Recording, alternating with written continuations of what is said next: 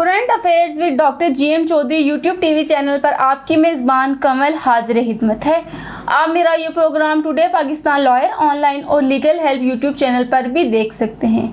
मैं मुल्की और बैनुल-अक़वामी सियासत, माशियत और खारजा ताल्लुकात के साथ साथ आपकी दिलचस्पी के दूसरे मौज़ूआत भी पेश करती हूँ। मेरी कोशिश होती है कि मैं इन शोबों के जाने पहचाने लोगों से आपकी मुलाकात करवाऊँ। आज के हमारे मेहमान हैं जनाब डॉक्टर GM चौधरी। डॉक्टर साहब एक जामे शख्सियत के मालिक हैं जो जाने पहचाने सियासी, आइनी, इक़्तिसादी, मुल्की और बैनुल-अक़वामी अमूर और नेशनल सिक्योरिटी के माहिर तज्ज़िया निगार हैं। वो एक माहिर वकील हैं जो आइनी, फौजदारी, दीवानी और टैक्स के मामलात पर अबूर रखते हैं। डॉक्टर साहब 30 से ज़ायद किताबों के मुसन्निफ़ हैं जो कि मुल्की और गैर मुल्की तालीमी इदारों, यूनिवर्सिटीज़ में पढ़ी और पढ़ाई जाती हैं। किसी भी मुल्क की मईशत ही एक ऐसा पैमाना होता है जिससे उसकी तरक्की और फलाही हैसियत का अंदाज़ा लगाया जा सकता है। इसी तरह किसी मुल्क की सियासी तरक्की से इस मुल्क के आइनी और हुकूमती निज़ाम के इस्तेहकाम का अंदाज़ा लगाया जा सकता है। पाकिस्तान के माशी निज़ाम के मुतल्लिक कहा जाता है कि इस पर 22 ख़ानदानों का कब्ज़ा है जो कि बढ़कर 5000 के लगभग हो चुका है। हैरानकुन बात यह है कि पाकिस्तान के सियासी निज़ाम में भी मलूकियत और अजारादारी का राज है। इससे ये ज़ाहिर होता है कि पाकिस्तान सियासी तौर पर तरक्की करने की बजाय ज़वाल का शिकार है, क्योंकि सियासी अजारादारी का मतलब ये है लोगों में हुलामाना जहन और सोच तेज़ी से परवान चढ़ रही है। आज हम इस मौजू पर बात करेंगे। डॉक्टर साहब, पाकिस्तान की माशियत पर कितने ख़ानदानों का कब्ज़ा हो चुका है? देखें जी, 60s में हमारे पास एक बड़ी दिलचस्प किस्म की स्टैटिस्टिक आई थी। उस वक्त हमारे मुल्क के जो प्लानिंग डिवीज़न के या हमारे पूरे मुल्क के जो चीफ इकोनॉमिस्ट थे, बड़े एक वेल रिप्यूटेड शख्स, पर्सनैलिटी थी, डॉक्टर महबूबुल हक। तो उन्होंने ये एक फिगर दी थी कि हमारे मुल्क की जितनी इंडस्ट्री है, इंश्योरेंस है या बड़े बड़े बिजनेसेस हैं, उन पर 22 ख़ानदानों का कब्ज़ा है। और ये बात जो है जी, आज से उन्होंने 50 साल पहले की थी। अभी मैंने जो एक छोटा सा असेसमेंट की है, अगरचे आजकल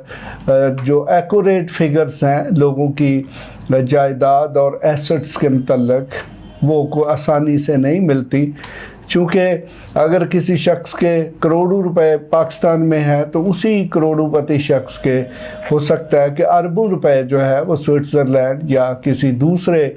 यूरोपीय या किसी दुनिया के दूसरे मुल्क में इन्वेस्ट हुए हों। तो इसलिए अब 60s की निस्बत बहुत मुश्किल हो चुका है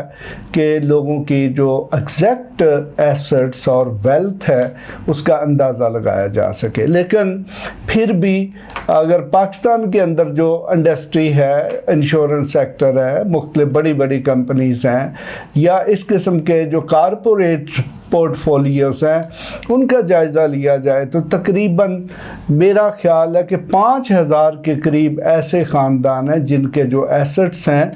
वो करोड़ों रुपयों में जाते हैं, यानी कि वो मल्टी मिलियनर्स हैं। तो दूसरे लफ्ज़ों में मैं ये कह सकता हूँ कि हमारे मुल्क की जो 90% वेल्थ है वो 10% या इवन उससे भी कम, यानी कि 3-4% लोगों के कब्ज़े में है। जबकि उसके बरक्स जो हमारी 90 से 95% आबादी है वो एक ऐसी है कि जो बेचारे जस्ट मिडिल क्लास या उससे नीचे की ज़िंदगी गुजार रहे हैं। बल्कि अब चूँकि कोविड है, इसकी वजह से इंडस्ट्री और एग्रीकल्चर या बहुत सारे सेक्टर बहुत बुरी तरह मुतासर हुए हैं, तो अब गुर्बत में बहुत तेज़ी के साथ इजाफ़ा हुआ भी है और हो भी रहा है। तो लेकिन मेरी असेसमेंट ये है कि तकरीबन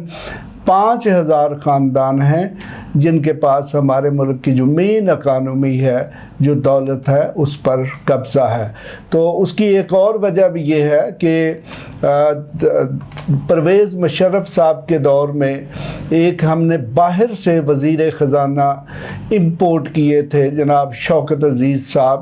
تو وہ اس ملک پر یہ احسان جاتے جاتے کر گئے کہ انہوں نے جو ویلتھ ٹیکس ایکٹ تھا اس کو ختم کر دیا۔ تو ویلتھ ٹیکس ایکٹ کے خاتمے کے بعد اب صحیح طریقے سے اندازہ لگانا کہ ہمارے ملک میں کتنے ویلدی لوگ ہیں وہ صحیح اندازہ پاسبل نہیں ہے، بلکہ میں تو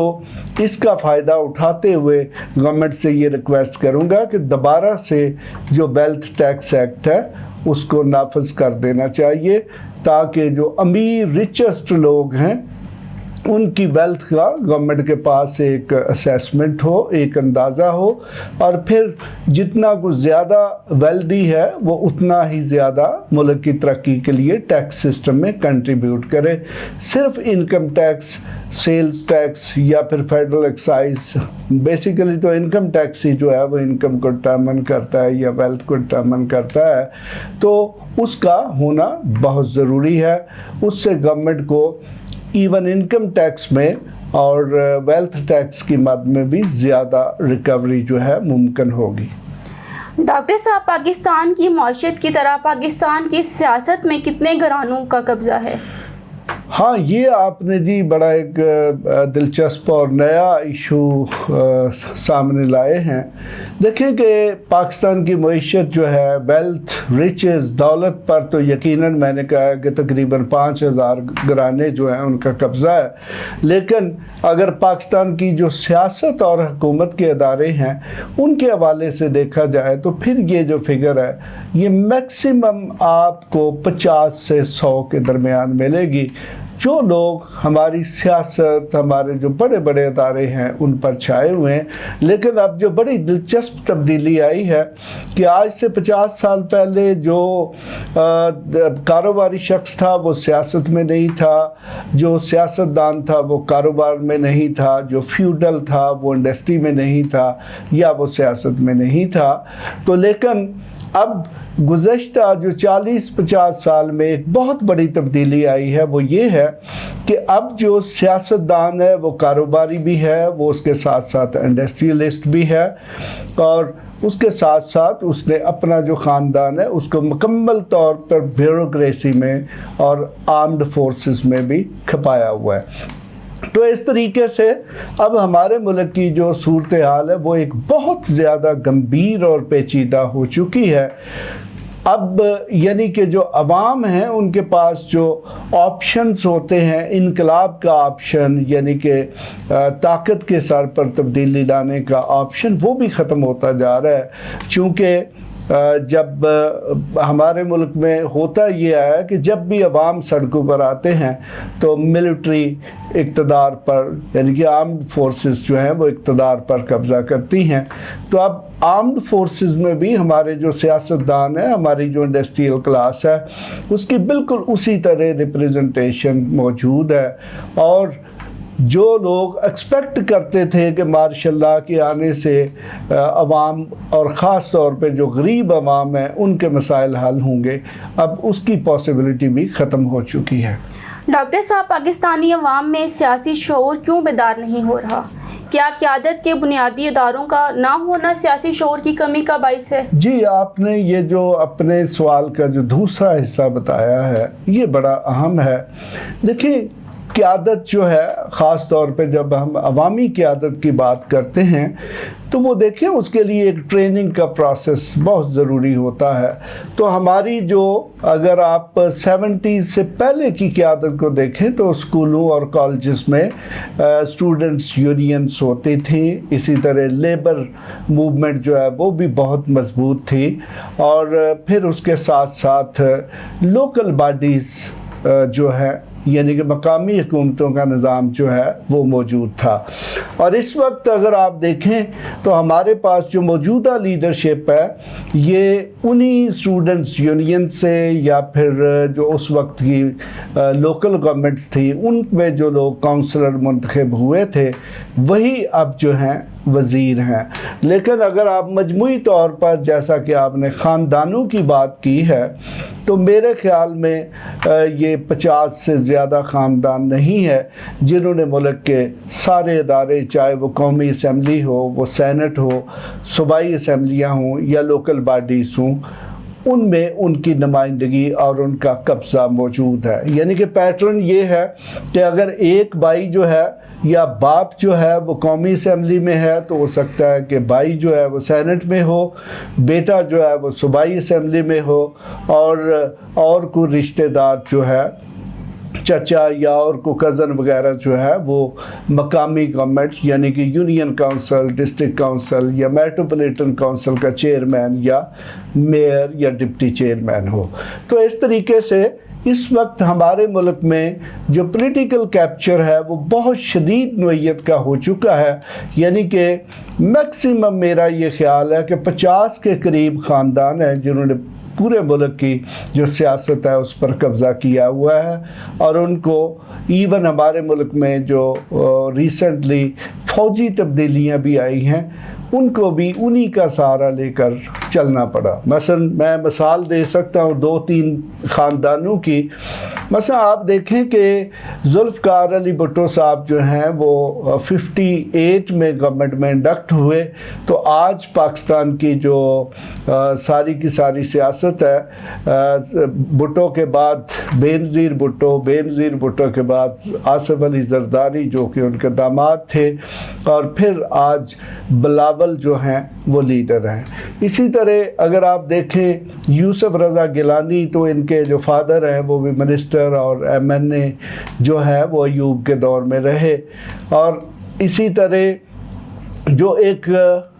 فیوڈل سے یا پھر بلوچستان سے کچھ لیڈرشپس آ رہی ہیں وہ بھی خاندانی ہیں جو کہ 50s اور 60s میں تھے، لیکن اب ایک بہت بڑی جو قیادت ہے وہ ہے جو 1979 کے جو بلدیاتی الیکشن جو کہ جنرل ضیاء الحق نے کروائے تھے، اور غیر پارٹی نان پارٹی الیکشنز جو ہیں ان کے ذریعے وجود میں آئی تھی، ان میں یہ میاں نواز شریف صاحب شامل ہیں۔ اب دیکھیں کہ میاں نواز شریف صاحب ہیں، ان کے بھائی میاں شہباز شریف ہیں،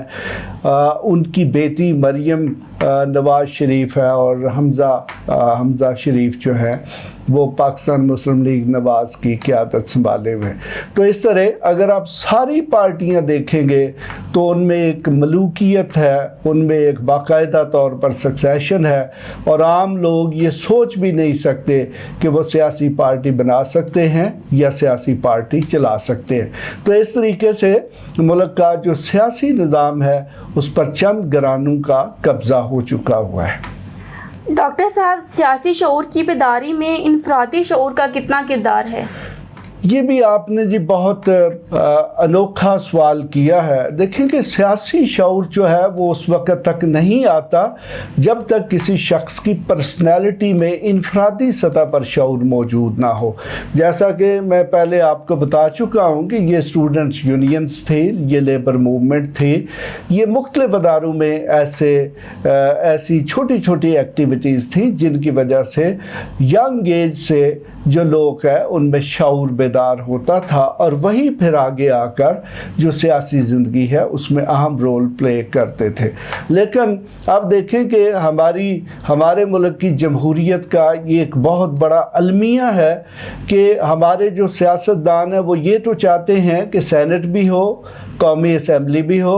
صوبائی اسمبلیاں بھی ہوں، لیکن وہ یہ نہیں چاہتے کہ کسی صورت میں بھی مقامی حکومتیں موجود ہوں، کیونکہ ان کو یہ خطرہ ہوتا ہے کہ اگر مقامی حکومتیں ہوں گی تو پھر ایک گراس روٹ لیول سے لیڈرشپ جو ہے وہ ڈیولپ ہوگی، جو ان کے وراثتی اور ملوکی نظام جو ہے اس کے لیے ایک خطرے کا باعث ہو سکتی ہے۔ تو اس لیے ہمارا جو سیاسی نظام ہے اس وقت مکمل طور پر ایک غلامانہ نظام بن چکا ہے، ایک غلامانہ سوچ ڈیولپ ہو چکی ہے، اور عام ووٹر اور عوام میں بھی یہی ہے کہ شاید انہیں انہی لوگوں کے ساتھ جینا ہے۔ وہ ان لوگوں کو اگر بدلنے کی کوشش بھی کرتے ہیں تو ان کے پاس نہ مالی وسائل موجود ہیں اور نہ ہی ان کے پاس گورنمنٹ کے اندر اتنا اثر و رسوخ ہے کہ وہ ان لوگوں کو سیاست سے باہر کر سکیں۔ اس طرح इस वक्त पाकिस्तान में आप अच्छे से अच्छा आइन भी ले आएंगे तो वो अवामी सतह पर कोई तब्दीली नहीं लाएगा, यानी कि हम एक वर्स्ट किस्म के एक्सप्लॉइटेटिव यानी कि इस्तेहसाली निज़ाम का शिकार हो चुके हैं, जिसको बदलने के लिए अब अवाम को दोबारा से उठना पड़ेगा और जिद्दोजहद करनी पड़ेगी, और उसके लिए सिर्फ कानूनी नहीं आइनी तब्दीलियों की भी ज़रूरत होगी। आज का प्रोग्राम यहीं पर ख़त्म करते हैं। मज़ीद दिलचस्प प्रोग्राम देखने के लिए हमारे चैनल को सब्सक्राइब करें और बेल आइकन ज़रूर दबाएं ताकि आपको हमारे प्रोग्रामों के अलर्ट मिलते रहें। अगर आप कोई सवाल पूछना चाहते हैं तो आप हमारे व्हाट्सएप नंबर पर कॉल करें, अपना वीडियो या तहरीरी मैसेज भेजें। आप कमेंट्स की सूरत में भी अपनी राय का इजहार कर सकते हैं। आप हमारी ईमेल पर भी मेल कर सकते हैं। आपको ज़िंदगी के मुख्तलिफ मामलात में मुकम्मल रहनुमाई और मशावरत फराहम की जाएगी। अगर आप इस गुफ्तगू को मुफीद समझते हैं तो इसको अपने जानने वालों, दोस्तों और रिश्तेदारों में ज़रूर शेयर करें ताकि वो भी फ़ायदा उठा सकें। अब कमल आपसे इजाज़त चाहती है। खुदा हाफिज़।